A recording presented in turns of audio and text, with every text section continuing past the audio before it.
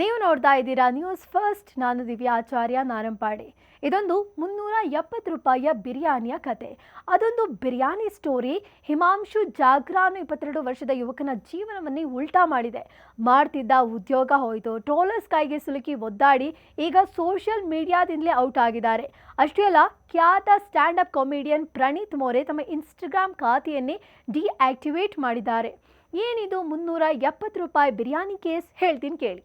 ಇತ್ತೀಚೆಗೆ ನಡೆದ ಪ್ರಣೀತ್ ಅವರ ಶೋನಲ್ಲಿ ಪ್ರೇಕ್ಷಕನೊಬ್ಬ ತಾನು ಡೇಟ್ಗೆ ಹೋದಾಗ ಮಹಿಳೆಯೊಬ್ಬಳಿಗೆ 370 ರೂಪಾಯಿ ಕೊಟ್ಟು ಚಿಕನ್ ಬಿರಿಯಾನಿ ಕೊಡಿಸಿದಾಗಿ ಹೇಳಿದ. ಆಕೆ ಮನೆಗೆ ಬಿಡಲು ಹೇಳಿದಾಗ, ನಾನು 370 ರೂಪಾಯಿ ಖರ್ಚು ಮಾಡಿದ್ದೀನಿ, ಹಾಗಾಗಿ ಆ ಹಣಕ್ಕೆ ತಕ್ಕ ದೈಹಿಕ ಸುಖ ಪಡೆಯದೆ ಬಿಡೋದಿಲ್ಲ ಅಂತ ಆ ಪ್ರೇಕ್ಷಕ ಅಸಭ್ಯವಾಗಿ ಮಾತನಾಡಿದ.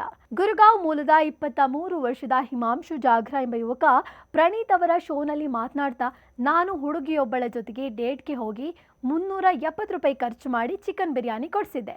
ಅಷ್ಟು ಹಣ ಖರ್ಚು ಮಾಡಿದ ಮೇಲೆ ನನಗೆ ಅದಕ್ಕೆ ತಕ್ಕ ಪ್ರತಿಫಲ ಸಿಗಬೇಕು ಅಂತ ನಿರೀಕ್ಷಿಸಿದ್ದೆ ಅಂತ ಹೇಳ್ಕೊಂಡಿದ್ದ. ಈ ಹೇಳಿಕೆ ಈಗ ದೊಡ್ಡ ವಿವಾದಕ್ಕೆ ಕಾರಣ ಆಗಿರೋದು. ಅಂದರೆ ಹಾಸ್ಯ ಕಾರ್ಯಕ್ರಮದ ಕ್ರೌಡ್ ವರ್ಕ್ ವಿಭಾಗದಲ್ಲಿ ಮಾತನಾಡಿದ ಹಿಮಾಂಶು, ತಾವು ಡೇಟಿಂಗ್ ಮುಗಿಸಿದ ನಂತರ ಆ ಯುವತಿ ತನ್ನನ್ನು ಮನೆಗೆ ಬಿಡುವಂತೆ ಹೇಳಿಕೊಂಡಿದ್ಲು. ಅದಕ್ಕೆ ನಾನು ಹೇಳಿದೆ, ನೋಡು, ನಾನು 370 ರೂಪಾಯಿ ಖರ್ಚು ಮಾಡಿದ್ದೀನಿ, ಹಾಗಾಗಿ ಆ ಹಣವನ್ನು ಹೇಗಾದರೂ ಮಾಡಿ ವಸೂಲಿ ಮಾಡಬೇಕು ಅಂತ ಅಂದ್ಕೊಂಡೆ ಅಂತ ಹೇಳಿದ್ದಾನೆ. ಅಷ್ಟಕ್ಕೆ ನಿಲ್ಲಿಸದ ಆತ ಆಕೆಯನ್ನು ತನ್ನ ಕೋಣೆಗೆ ಕರ್ಕೊಂಡು ಹೋಗಲು ಯೋಚಿಸಿದ್ದಾಗಿ ಮತ್ತು ನಂತರ ಕತ್ತಲೆಯಾಗಿದ್ದ ಪಾರ್ಕ್ಗೆ ಬರುವಂತೆ ಬಲವಂತಪಡಿಸಿದ್ದಾಗಿ ಹೇಳಿದ್ದಾನೆ.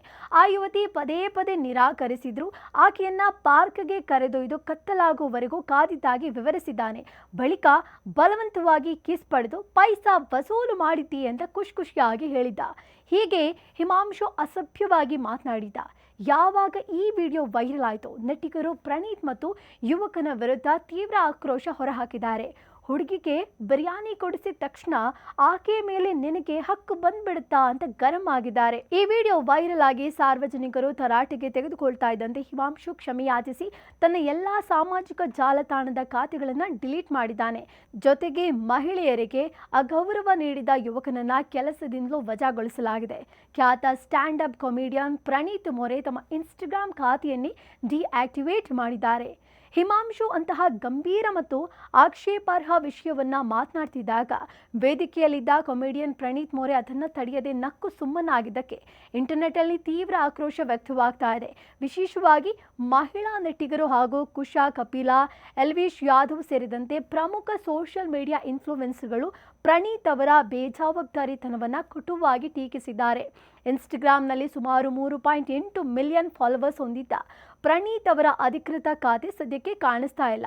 ವಿವಾದ ತಾರಕಕ್ಕೇರ್ತಾ ಇದ್ದಂತೆ ಪ್ರಣೀತ್ ಮೋರೆ ಸಾರ್ವಜನಿಕವಾಗಿ ಕ್ಷಮೆಯಾಚಿಸಿ ಪೋಸ್ಟ್ ಒಂದನ್ನು ಹಂಚಿಕೊಂಡು ಕ್ಷಮೆಯಾಚಿಸಿದ್ದಾರೆ. ಇದು ಇವತ್ತಿನ ವಿಶೇಷ. ಕ್ಷಣ ಕ್ಷಣದ ಮಾಹಿತಿಗಾಗಿ ನೋಡ್ತಾ ಇರಿ ನ್ಯೂಸ್ ಫಸ್ಟ್. ನಿರ್ಭೀತಿಯಿಂದ ನಿಮ್ಮ ಪರವಾಗಿ.